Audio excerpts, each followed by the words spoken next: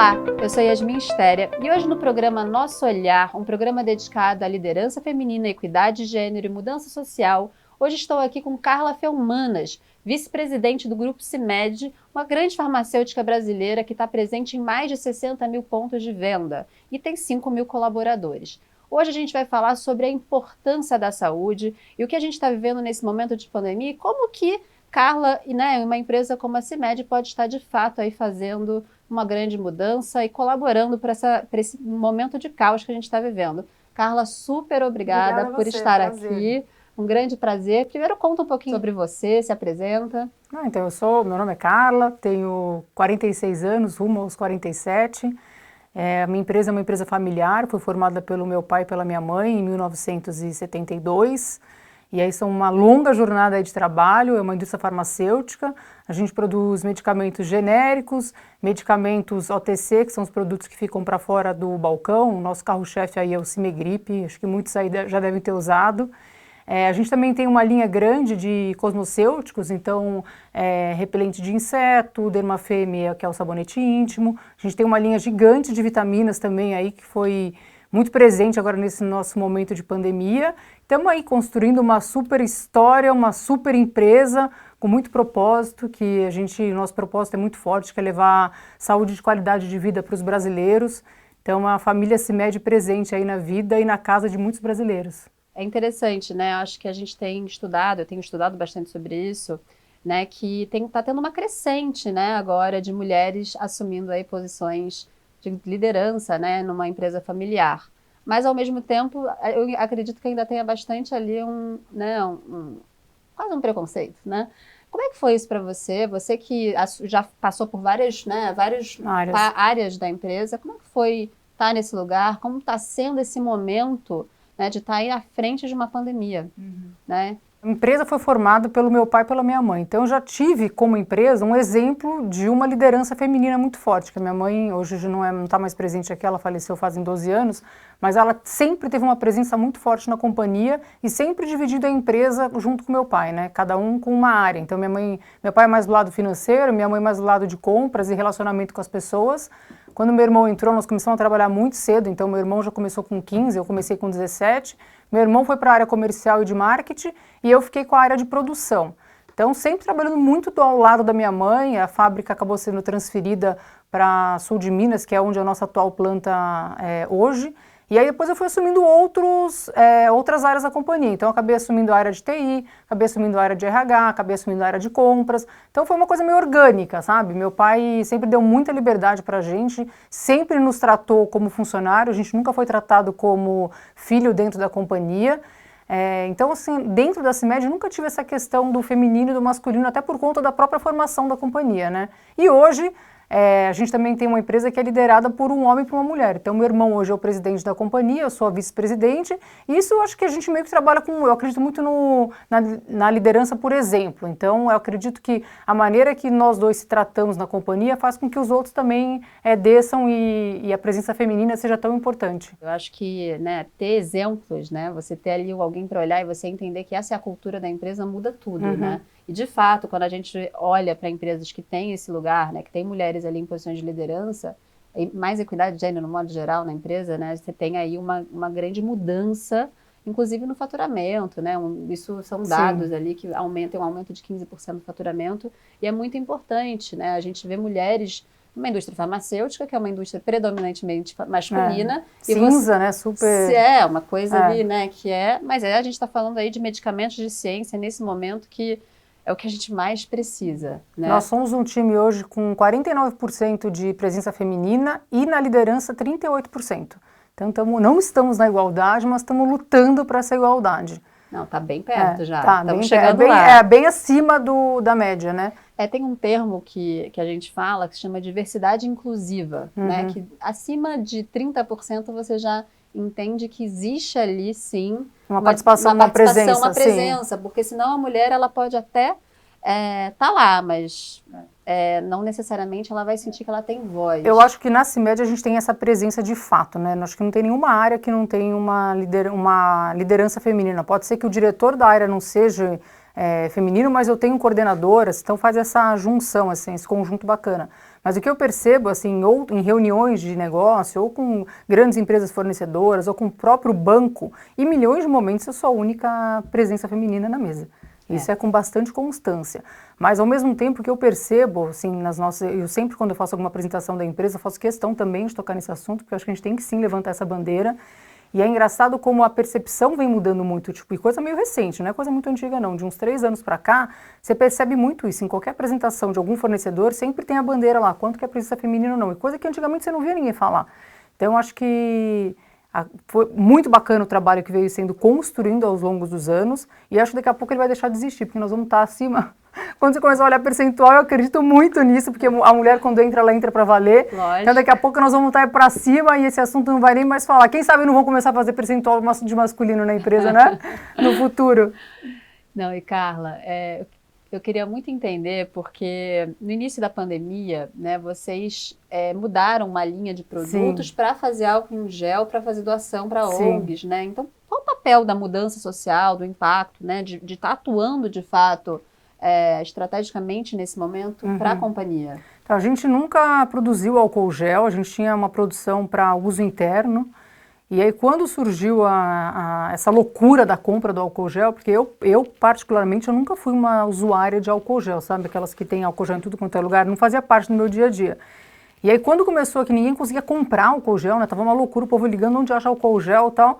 A gente parou e falou assim, putz, a gente tem condição, né? A gente tem uma planta industrial cosmética, a gente tem condição total de estar fazendo uma produção e nós fabricamos 1 milhão de frascos de álcool gel que foram distribuídos na nossa... Normalmente a CIMED costuma ajudar as comunidades que estão em nossa volta, porque eu acho que tem tanta gente em volta da gente que precisa do que começar a querer dar tiro para tudo quanto é lado.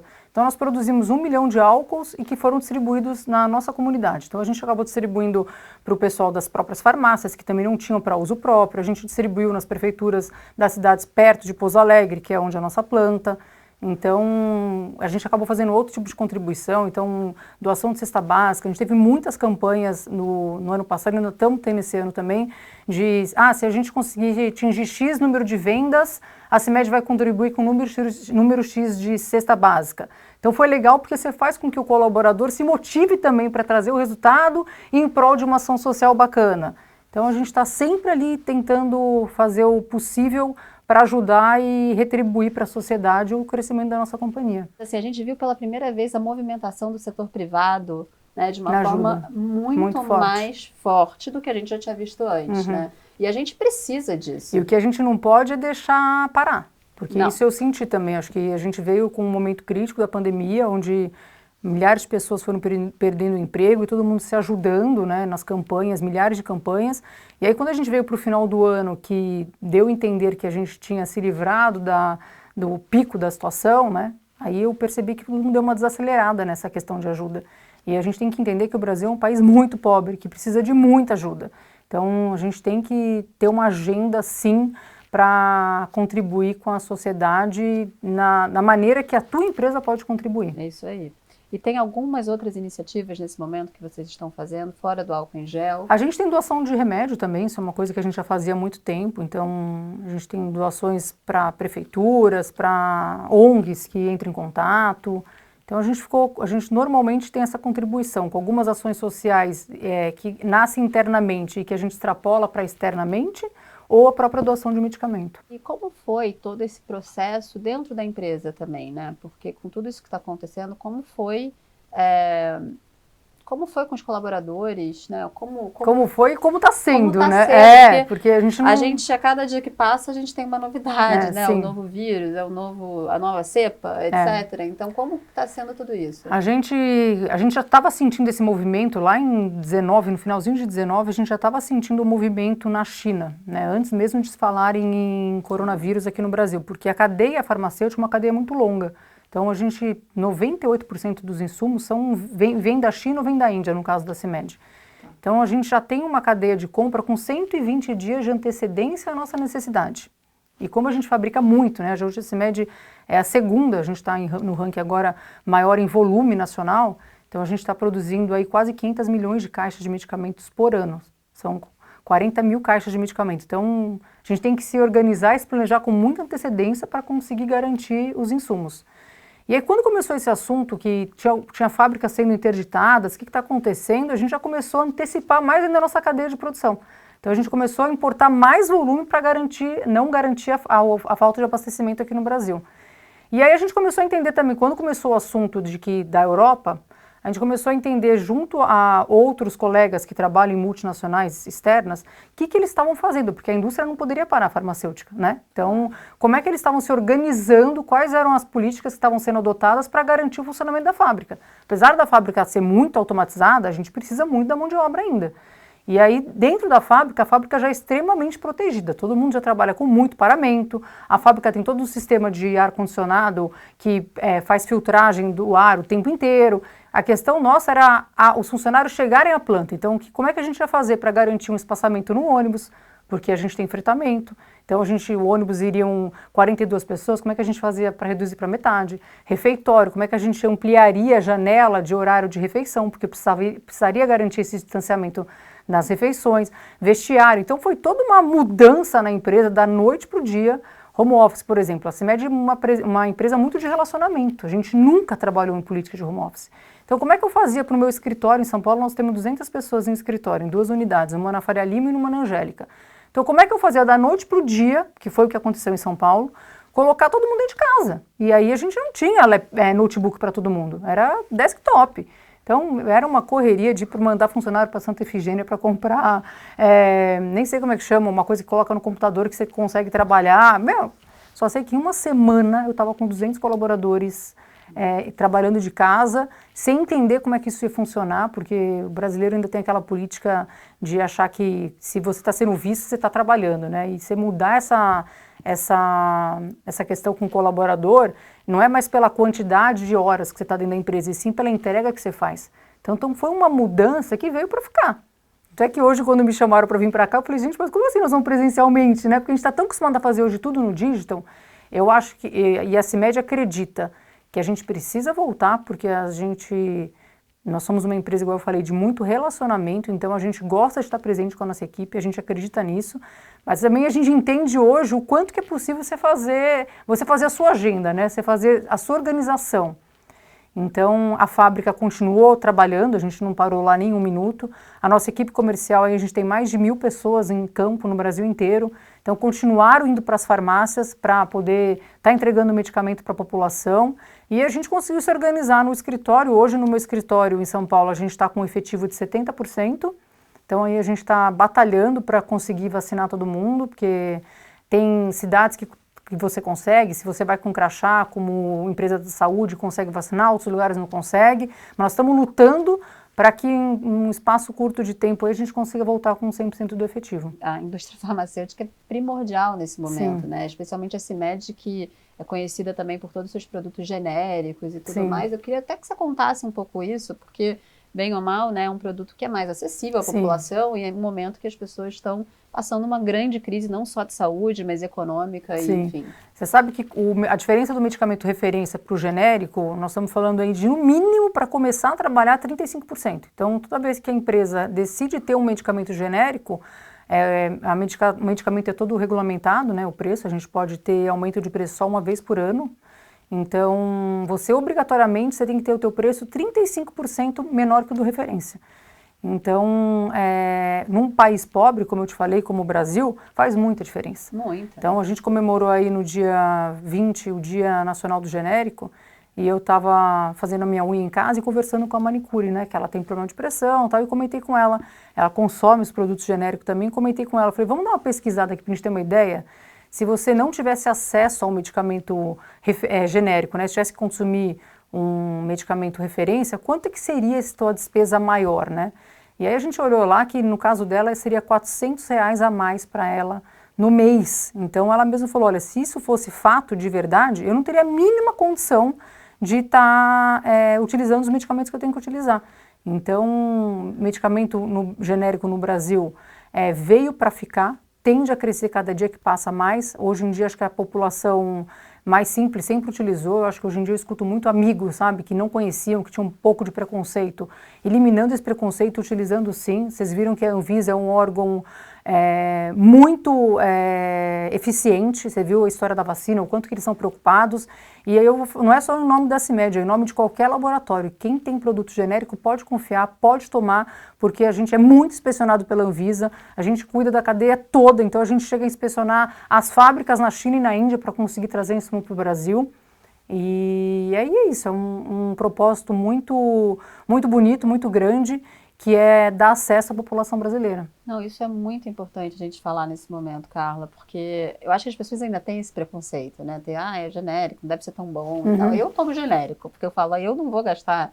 Faz sentido, Qual é o às sentido, vezes, exatamente? você gastar, imagina, R$ 400 no Brasil, quanto que isso significa? É muito. É muito aqui no Brasil, muito. né? Então, assim, realmente é importante você falar disso, é importante falar que, pessoal, dá pra gente confiar. Assim, é uma coisa que é supervisionada pela Anvisa, né? Não precisa ter esse Não tem esse tabu. preconceito de que é barato, não tem qualidade, não existe isso. Acho que são business totalmente diferentes. O business do genérico do business do referência. A referência tem um trabalho, sim, de desenvolver a molécula, então eles têm uma despesa científica gigantesca, né? E também de conscientização do médico, porque quem faz esse trabalho de introduzir uma nova molécula no mercado é o laboratório para os médicos. Então, quando você olha, nossa, mas por que o produto custa, o A custa isso e o genérico custa isso? Porque esse laboratório que foi quem trouxe esse incremento, ele precisa também garantir esse investimento, que é muito alto. Essa que é a questão. E passados 20 anos, a patente cai e entra um genérico acessível para todo mundo. E esse laboratório, que é o laboratório, as multinacionais que estão fazendo inovação, então, sei lá, por exemplo, hoje o genérico você tem um pantoprazol.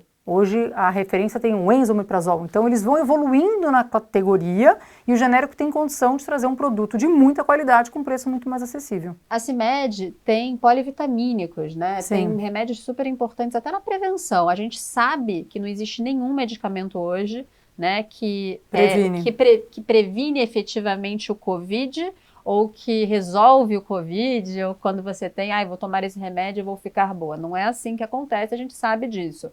Mas, obviamente, existem formas de você cuidar da sua saúde, né? Cuidar da sua imunidade, né? Tomar vitaminas, se exercitar. É um conjunto de coisas para você ter ali, talvez, uma forma de estar com seu metabolismo um pouco mais forte. A sua imunidade fortalecida. Um pouco mais forte. Conta um pouquinho sobre isso pra gente. Eu acho que isso também é uma outra coisa que o Covid mudou demais. Eu acho que a população começou a se preocupar na prevenção e não só no tratamento, que isso que é importante. Eu acho que o que a gente planta hoje, a gente vai colher no futuro. Então, acho que nós temos sim que ter hábitos alimentares saudáveis, a gente tem sim que praticar atividade física e também a gente tem que repor algumas vitaminas que hoje, no nosso dia a dia, na nossa correria, a gente acaba deixando de adquirir. Então, por isso que os polivitamínicos cresceram tanto aí agora na época da pandemia, e é uma questão que veio para ficar ainda, porque não é um consumo ainda popularizado no Brasil ainda, ou ainda existe um preconceito de que vitamina engorda, isso não é verdade. A vitamina D é uma vitamina muito importante para todos. Hoje em dia a gente não toma sol, e se a gente toma sol, a gente acaba tomando sol com milhares de protetores solares, então tem a necessidade sim dessa reposição. E ela é muito específica para cada um, conforme a sua necessidade. Por isso que a gente também aconselha a se procurar um médico, entender a sua necessidade e fazer a reposição conforme o seu médico te recomendar. Por exemplo, a vitamina D, né? Uma vitamina que a gente muitas vezes, porque a gente não tem tanto o sol, etc.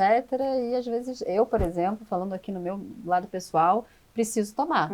E é uma coisa que influencia demais a nossa saúde, né? Você está com deficiência de vitamina D, por exemplo, vitamina um monte, né? Enfim, faz uma grande diferença. Então, essa prevenção, eu hoje em dia, trazendo aqui também histórias, né?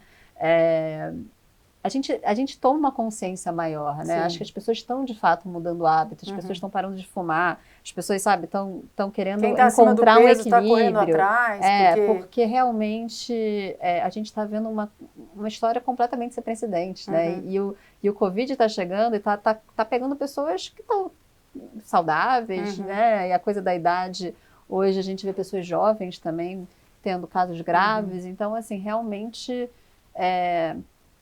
Enfim, muitas precauções, eu acho que essa pode ser uma conscientização de né? como você quer viver no seu futuro, né? Acho que, óbvio que nunca é tarde, né? A gente vê tanta gente aí, no caso, com mais de 60 anos que começaram a praticar atividade física, mas eu acredito muito nisso. Acho que o que a gente está plantando agora, a gente vai colher no futuro. Então, Eu acho que nós temos que ter hábitos saudáveis. Eu sou uma apta à prática de meditação, comecei a meditar faz 5 anos e mudou minha vida. Ainda é uma coisa que ainda tem muito preconceito também quando você fala, as pessoas ficam meio... achando que é uma coisa meio riponga e não tem nada a ver. Ela ajuda a manter o seu foco, a ter uma agilidade no raciocínio. Então, eu pratico atividade física também diariamente. Eu sempre gostei, para mim nunca foi um sacrifício fazer atividade, muito pelo contrário, é onde eu extravaso o meu dia a dia. Então, eu gosto de fazer cedo, então eu acordo 5h30 da manhã, faço minha meditação, são só 20 minutos de meditação, é nada, passa voando. De lá eu vou para minha aula de ginástica, a gente faz live na CIMED com a equipe comercial, que a gente tem nosso grito de guerra a partir das 6h30 da manhã, então nós estamos metade ginástica, metade live, ali contribuindo um pouquinho com o meu irmão, que é quem está à frente do comercial. E aí tomo banho, vou para a CIMED, lá eu fico até as 8 horas da noite, procuro ter uma alimentação saudável, balanceada, para poder viver muito. Eu pretendo aí ver meus netos crescerem, quem sabe tataranetos, sei lá o que vem pela frente. Longevidade, gente, queremos longevidade. E com qualidade, né? Com porque qualidade. A gente quer viver até os 100 anos, só com qualidade. Não adianta viver, só não é verdade? Fala um pouquinho da escola, da Associação Educacional Cláudia Marques, sim, né, que é a creche que... Tem dentro da empresa, Tem dentro da empresa. Me conta um pouquinho disso. Ela também já existe, sei lá, quase 20 anos. Foi minha mãe também que teve essa ideia de como fazer com que a mulher voltasse da maternidade, que é um momento que a gente está tão fragilizada, né? Com segurança. Então a gente acabou abrindo um berçário lá atrás e hoje ela é uma creche que as crianças ficam até os 4 anos de idade. Hoje nós temos 150 crianças. A gente privilegia a filha de funcionárias por conta de que é para esse retorno da maternidade, mas se tem vaga disponível também, o homem pode também deixar o seu filho na escola. A gente não tem nenhum problema com isso, mas é que como normalmente, eu falo que a escola é uma das melhores da região, a gente cuida daquilo ali com muito carinho. Então a gente, desde auxiliar de limpeza até uma pesquisadora do instituto meu, deixa o filho na escola, porque não tem na região uma escola como a gente tem dentro da planta hoje. Então, tendo vaga e tendo disponível, que normalmente eu falo assim, é meio que um casamento, assim, o dia que você coloca teu filho na escola, você faz o possível para continuar trabalhando na CIMED para poder garantir a vaga do seu filho. E aí é muito legal porque ela tem condição de amamentar, né? Então você retorna para suas atividades e mantendo esse convívio com teu filho. Então ele vem num ônibus fretado, ele vai embora com você para casa. Então é um trabalho que isso é sensacional, é muito legal. Isso é sensacional, né? Porque realmente, né, a volta da mulher para o mercado de trabalho, né, depois de ter um filho, é muitas vezes complexa. Desafiador, e muitas acabam desistindo por conta disso. Muitas acabam desistindo por conta disso e muitas são demitidas, né? Tem um estudo que mostra que 50% das mães, quando voltam para o mercado de trabalho, são demitidas. Um estudo da FGV, que eu sempre gosto de trazer, porque é fato, está acontecendo ainda em várias empresas. Na CIMED eu contrato até grávida. Exatamente. Contrato grávida, porque eu tive 3 filhos, eu trabalhei até o último dia da minha gestação. Óbvio que eu tinha uma gestação super tranquila e voltei a trabalhar muito rápido e eu acho que faz parte. Então hoje quando uma colaboradora minha chega para mim e fala assim, eu tô grávida, eu falo, que máximo, parabéns, que legal, né? Porque é a nossa contribuição como mulher na sociedade. Claro, gente. Então eu acho que é natural. É natural. E a gente tem condição total de ter esse equilíbrio. Eu acho que a mulher também hoje tem um empoderamento de fazer com que o homem também colabore na educação. Eu vejo muito isso hoje em dia na CIMED. Então, eu pego, às vezes tem esse revezamento, alguém precisa buscar o filho na escola. Eu posso ficar hoje porque meu marido está indo. Sei lá, gente, há uns 4, 5 anos atrás não existia essa possibilidade, tá? Você escutava muito pouco dessa participação do marido, né? E hoje você vê o quanto que essa geração nova é muito dividido, não tem essa história. Você vê quantas pessoas postando aí no Instagram o dia todo, o marido dando comida para a mulher fazendo não sei o quê. E acho que tem que ser desse jeito mesmo, não é só nosso papel, né? A gente é mãe, eu falo que uma vez mãe, você vai ser mãe o resto da vida, porque filho é nosso, eu acredito muito nisso. Mas eu acho que a mulher também vem contribuindo demais para esse olhar diferente para o pai, né? Qual que é o papel desse pai? Como ele pode ajudar na educação? Como ele pode contribuir na construção da família?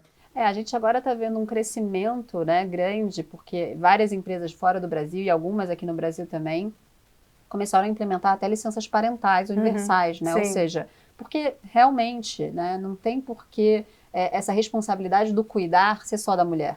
Né? O homem também tem um papel imprescindível. Tem estudos que mostram que quando o homem está mais presente, né, as crianças têm uma evolução muito mais, assim, um desenvolvimento muito melhor. E até tem estudos que mostram que, em casos que crianças são violentas na escola, tem 11 vezes mais chances da criança ser violenta na escola sem a presença do pai. Então, isso vai mostrando pra gente, e a geração mais nova, a geração Z que está chegando, a gente está falando de equidade, né? Então, é sobre compartilhar. Não faz nem... acho que eu vejo minha filha que tem 22 anos, não faz, essa história nem existe na cabeça dela. Ela não precisa falar de compartilhamento, faz parte compartilhar. Isso, né? isso. Em todos os sentidos, né? Financeiramente, na parte da educação, na parte do cuidado da casa. Acho que é um... Isso a gente ainda está né, desconstruindo esses padrões, está desconstruindo essa visão da mulher, essa visão do homem também, dos papéis sociais. Mas se hoje a mulher está no mercado de trabalho, e você é um grande exemplo disso, num cargo de liderança, sendo VP de uma grande farmacêutica, você precisa compartilhar. Sim. Senão como é que você vai fazer? Exatamente. Né? Como é que a gente faz para assumir, né, esse lugar que a gente está assumindo cada vez mais? O Brasil está com uma crescente grande, né, de mulheres aí assumindo posições importantíssimas e que são referências de fato no que estão fazendo. Precisamos rever tudo, porque não dá para você também só fazer e ter, né, tem toda uma... Tem eu que acho que a mulher também, que ela tem uma vida, né, que é empresária, os filhos acabam tendo uma autonomia maior. Eu vejo assim... Eu lembro que na escola dos meninos, hoje meus filhos são grandes, né? Tenho um filho de 22, o menor tem 18, tenho 3. O Pedro tem 20, vai fazer 21 agora em julho também. Eu era a minoria, sabe? As pessoas olhavam para minha cara como se fosse um ET, assim. Então, primeiro que eu era a primeira a chegar na escola, porque eu deixava meus filhos na escola e já chegava arrumada, porque eu sempre gostei de me arrumar. Então o povo olhava assim, nossa, como que essa mulher tá essa hora da manhã arrumada e estava indo trabalhar? E eu levava meus filhos na escola pequenos porque era um momento que eu podia trocar 3 palavras com a professora, que era o que eu precisava saber, como é que eles estão, como é que as coisas estão andando aí. Sabe aqueles 3 palavrinhas? Depois que eles cresceram, que eu não tinha mais esse contato com a professora, que deixava na garagem, eles subiam, eu parei de levar. E buscar eu nunca busquei, porque minha agenda enorme na empresa sempre foi, e aquela aflição de São Paulo também de trânsito, e deixar filho, pensar que filho vai ficar parado na porta da escola, me dava meio uma piração, assim. Então tinha uma estrutura que me contribuía, então eu não precisava ver essa loucura de buscar tudo. Mas eu sempre dividi meu dia com os meninos. Eu acho que quando eu estou na empresa, eu estou na empresa. Quando eu estou com os meus filhos, eu estou com meus filhos, mesmo que fosse por 2 horas durante o dia. E quando eu estou com meu marido, eu também estou com meu marido. Quando eu estou com meus amigos, eu estou com meus amigos e vou me divertir. Então, acho que a gente tem que saber fazer essa divisão e não se culpar, porque sempre vai ter aquela dorzinha assim, sabe? Então, quantas vezes eu não participei de coisas de dentista de menino, de filho, porque não era nada sério, era ir lá fazer limpeza, então eu não ia. Então, meus filhos sempre se viraram porque sabia que a mãe estava trabalhando. E o que foi legal agora, que eu acabei sendo uma das eleitas da Forbes, né, desse ano, e foi muito legal o reconhecimento que eles me trouxeram, porque às vezes no dia a dia você não para falar, o que eu acho da minha mãe, né? Você não tem esse... E ali foi muito bacana que eles trouxeram, assim, o quanto que eles tinham orgulho do meu trabalho, do que eu construí profissionalmente, porque a gente não veio de família rica, muito pelo contrário, meu pai veio de família muito simples, então esse patrimônio que a gente tem hoje foi construído com muito suor. Então foi muito bacana poder ter esse reconhecimento deles, né? Porque sempre dá aquela, né? Claro. Será que eu fiz o certo, né? Claro. Então, para mim foi muito importante, muito legal poder ver o reconhecimento deles comigo e quanto eu acertei. Porque no final a gente faz o possível para acertar, ainda mais com o filho. Mas se você vai acertar ou não, é difícil, né? Não, é muito difícil. Eu tenho uma filha de 5 anos também, Carla, e assim, eu também trabalho pra caramba, tenho o meu negócio, né? Estamos aqui na Exame, tem tudo isso, né? E a gente tem essa culpa. Hoje em dia eu também já sem culpa, gente, não tem mais culpa. Mas eu, no início, eu sou separada do pai da Violeta e ele mora fora do Brasil. Então, no início, foi uma adaptação, assim, eu voltei a morar no Brasil e tudo, e aí eu também no início, quando eu não conseguia levar na escola, buscar, não sei o quê, e eu era uma das poucas mães também que não fazia isso, era uma culpa, porque ela falava, por que mamãe? Por que você não Por que você não vem? Você sabe, você tá no trabalho, filha, a mamãe tá no trabalho. E aí, mas por que você trabalha? Né? E aí eu falei, não, porque a mamãe precisa trabalhar, porque a mamãe gosta de trabalhar, ela quer trabalhar porque ela está fazendo algo, né, de mudança social. Meu trabalho é sobre mudança social. Então, e aí ela hoje em dia ela acha o máximo. Então ela vai para a escola, ela carrega a mochila dela, ela fala assim, não deixa ninguém ajudar a carregar, sabe essa coisa independente. Independente. E isso é a forma que eu quero educá-la, sabe? E eu acho isso muito legal. Ela vem às vezes comigo no trabalho, agora menos, né, porque a gente também está nessa situação do Covid, mas essa relação de como a gente também educa a próxima geração Sim, é super importante. é super A nossa importante. contribuição para o Pro próximo que vai né? vir.